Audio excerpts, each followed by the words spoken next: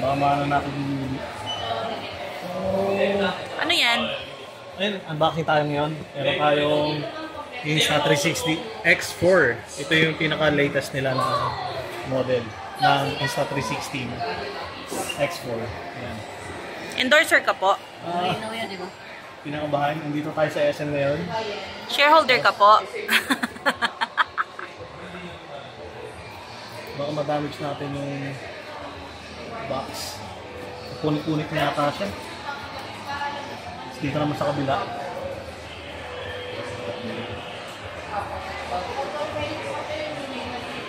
Yan. So, magagamit natin ito sa ating mga running, sa ating mga workout, sa kaya ating pagbabike. May gusto ka bang pasalamatang sponsor? First of all, papasalamat tayo sa ating may bahay. At kailangan pa ganyan natin, baka bumagsak. Ang hirap. Parang ayaw niya. Ito na. Ito na? Totoo na to?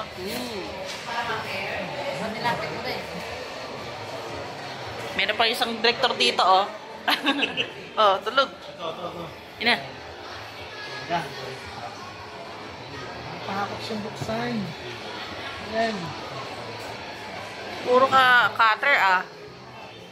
Dito. Yun. Look at this.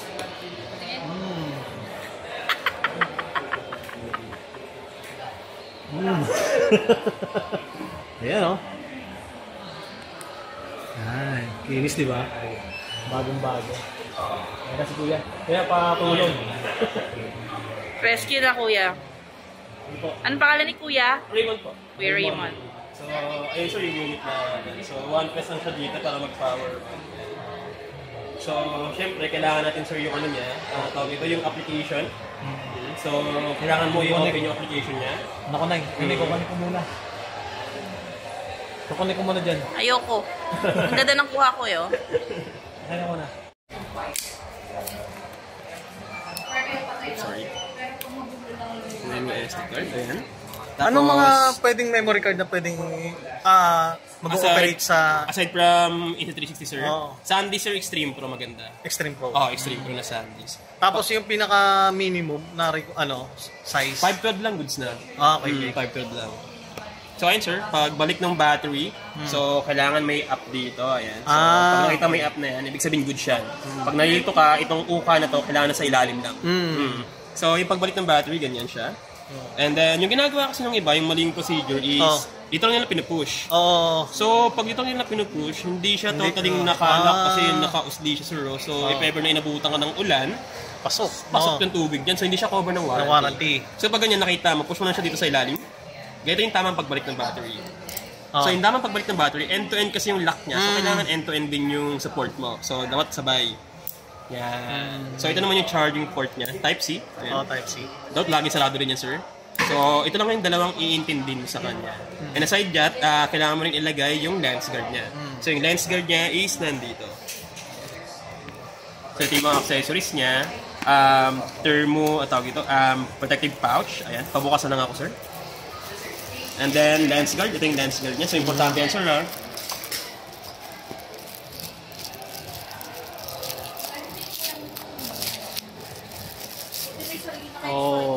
Opo, ma'am.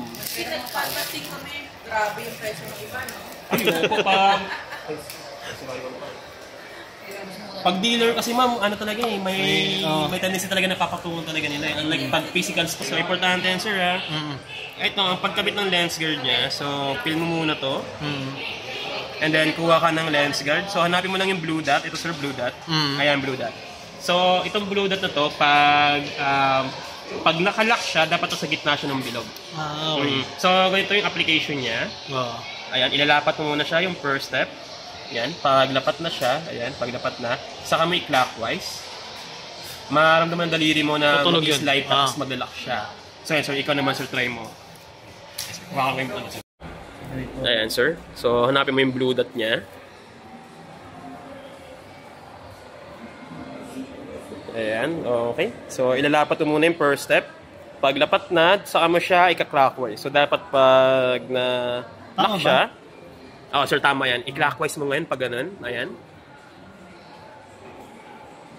Yun. Ayun. So, naramdaman mo, sir, na nag-lock. Naka-record. Naka-record. Ayan. Tapos, turn na natin siya, sir. Ayan. Okay.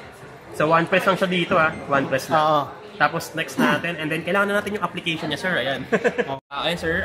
Ito yung lock screen. Ito, lock screen siya. So, hindi mo masaswipe yung screen unless pag swipe up mo, ma-unlock siya. Okay. So, ito naman pag in-slide left natin from the corner.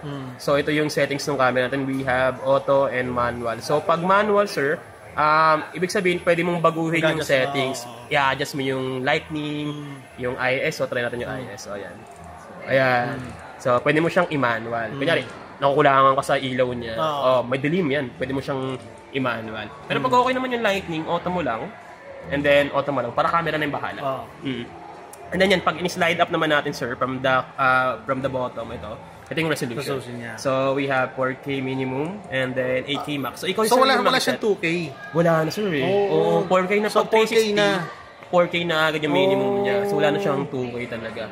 So, kumbaga, ikaw yung mamimili, sir, ng resolution. Depende sa gusto mo. Pag 8K, sir, sa battery naman, pag 4K to 5.7K yung resolution mo, meron kang 135 minutes or 2 hours continuous recording time. Ilang hours? 4K to 5.7K, 2 hours, sir, sa battery niya.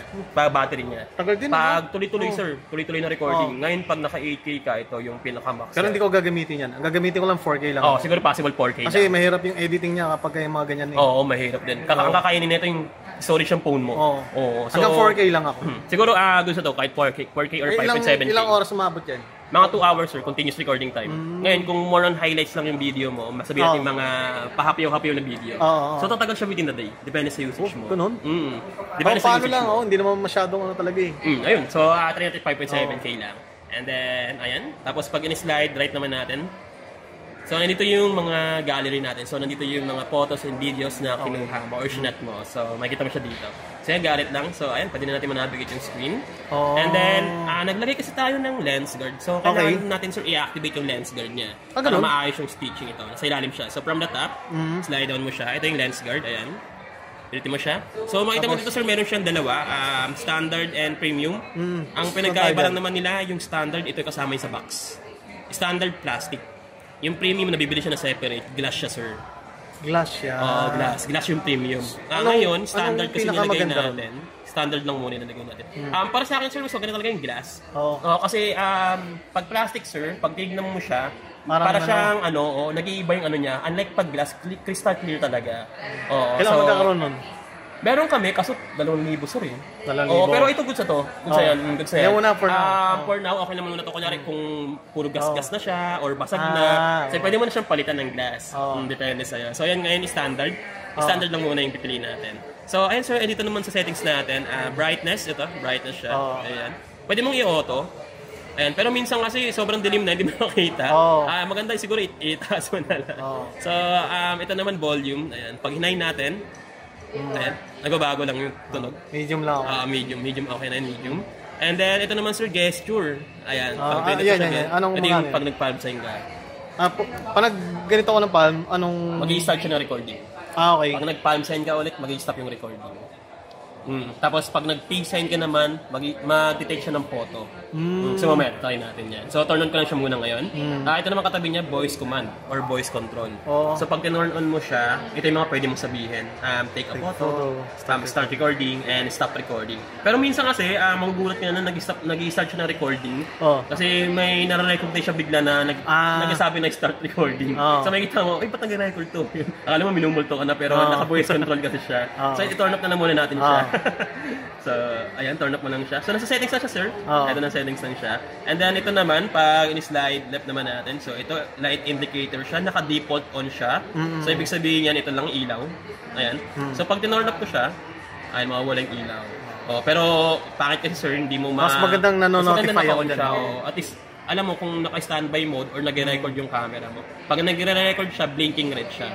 Pag naka-standby siya, ibig sabihin, green siya, steady green. And then, ito naman, sir, wind reduction yung katabi niya. So, dito, sir, makikita mo, meron tayong 3 choices. Meron tayong 4. Meron tayong automatic, meron tayong stereo, active, and then directional. So pinagkaiba lang naman nila, stereo, ito. Stereo mic, stereo mic. Pag pinindot mo siya, ibig sabihin dalawa lang yung gagana. Pag active wind reduction, lahat ng mic niya yung 360 gagana lahat. Pag stereo. Pag naka-active wind reduction ka. Pag naka-stereo ka, ito lang yung dalawang gagana ng mic. Pero maingay siya, yung noise, marinig niya yung ano ng hangin. Yun lang. Pag direct... Pag motovlogging, maganda siya pag motovlogging kasi ito. Lalo na pag nakatatak sa'yo, so pag ganyan siya. Kasi pag naka-directional focus or direction focus, ibig sabihin magkabila ang mic, yung gagana. So pag nakaganyan siya, pag naka-motovlogging ka, lahat ng hangin, sakop niya. So maganda siguro kahit stereo na lang, para ito lang yung gagana ng mic. Pero pagka mahangin? Pag mahangin, active mo lang to. Ayan. Active wind reduction para ma-lessen yung sipol. Nung kaya ganun yung video mo. Pero ilang mic ang gagana doon? Pag active, 4 gagana. 4. Pag naka-stereo ka, 2 lang gagana. Pag naka-directional ka, magkabilaan gagana. So, yung mic niya, 360 rin. So, ngayon, i-automatic muna natin siya kasi wala namang masyadong hangin dito. So, ayun, ito naman sir is dive case mode niya. Pag naka-dive case ka lang naman. So pag naka-dive case ka kasi kailangan tanggalin mo itong lens guard. So yung pagtanggal nito, clockwise lang. Clockwise naman. So ayun, pag na-confirm mo na, confirm lang din and then naka-dive case mode ka na. So ito, pag naka-dive case mode, pag may dive case ka lang. Okay? Ito naman is earphone logo sir. So if ever na may mga Bluetooth mic ka or Bluetooth earbuds, mga ano mo, tawag ito, mga, kunyari intercom, pwede may connect sa kanya. So hindi siya namimili kahit anong intercom pwede sa kanya. Kasi nga lang, yung quality ng mic, nakadepende sa brand nun. So the more na mas mura, so expect mo syempre iba yung mic nun. Low quality. So ayun, nakikita niyo sa TV namin. Ito kasi may Bluetooth. So ayan, so back lang natin siya. Ito naman GPS action remote, nabibili siya na separate, 8,000.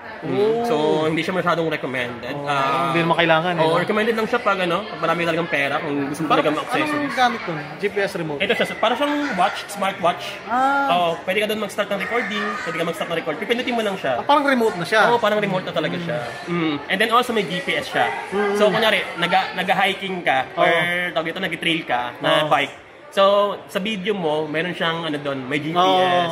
So yun yung purpose niya. Kaya medyo mahal din. Ito naman is yung gear icon natin sa ilalim, yung pinakalas. So, nandito yung settings ng camera natin, like yung information ng camera, SD card, pwede ka mag-reset ng SD card dito, pwede mo i-format. Screen auto sleep, nandyan din siya. Pag hindi mo ginagalaw yung screen, automatic mag-sleep siya pag 90 seconds na. Automatic mag-off lang yung screen. Pero naka-standby mode pa rin siya. So, para siyang ganito lang. Ayan. Ganyan lang. Pero naka-standby mode pa rin siya. So, pwede mo pinutin kaagad to. Ito naman start and stop recording. Sorry. Ito, stop pag and start. Pag i-wake up mo siya, liba naka-sleep mode siya. Hindi mo pwedeng i-tap lang dito, kailan dito? Sure. Hindi siya pwedeng ito. Hindi katulad ng phone, no? Tap. Hindi siya pwedeng katulad ng phone. Sa yan, nandito yung mga basic settings niya. Date and time, reset camera, nandito rin siya. And then, ayun. So, ito naman is start and stop recording. So, kailangan mo i-press button siya. Hold press o? Hindi, one press lang. One press lang. Try natin. Ayan. Skip. Pilitin mo siya ulit. Recording na. Ayan, nag-record na siya. Ayan. So, blinking red. May tama. Blinking red siya. So, nag-record na. Automatic 360 na yan. Yung nire-record niya. Okay. So, pag nag-shot ka, itong 360 na to, automatic dot dito, capture na yan. So, pag stop recording, pilitin mo lang siya ulit. Ayan. So, ito naman is shooting mode niya. So, pag pinindot mo to, ayan. So, mapupunta ka dito sa mga shooting mode niya. Pero medyo hassle kasi pipilitin mo pa siya. So, maganda ito na lang pilitin mo ito. Yung camera icon sa gilid. Ayan. Doon ka rin mapupunta. Doon ka rin mapupunta. Ito kasi pipilitin mo hassle eh. So, ito pala yung single lens, no? Single lens. Ito, single lens. Switch na single lens. 360. So, pag single lens, ito yung tsura niya, sir. Video. Ayan. So, naka-landscape tayo. So, kailangan mo na itutok yung camera. So, ito naka-landscape. Pag gusto mo siya i-portrait, slide up mo lang. Hanapin mo sa ratio, 16:9. And then 9:16. Yan, 4:3 na tayo. Tapos sa single lens sir, 4K yung pinaka-max resolution niya. And then nandito meron siyang 2.7K. And then 1080p yung pinaka-lowest niya. Sa single lens lang. Single lens. Ayan, 4K yung pinaka-max niya. And then ito tayo. Switch mo lang yung camera. Ayan. So question lang. Yan, nakaganyan, naka 360 ako ngayon. Ito single lens lang to. Single lens yan? Single lens. Pag 360, ito lang, click mo lang to ulit yung camera icon. Single lens, 360. And then, hanapin mo si video. Yung 360 na ganyan, tapos, yung format niya, 16:9 or 9:16? Ito Automatic. yung format na to, portrait siya, 9:16. Pero sa application, pwede mo siyang i-landscape. So ayan, punta tayo sa application niya, sir. Okay, punta tayo sa sige. application.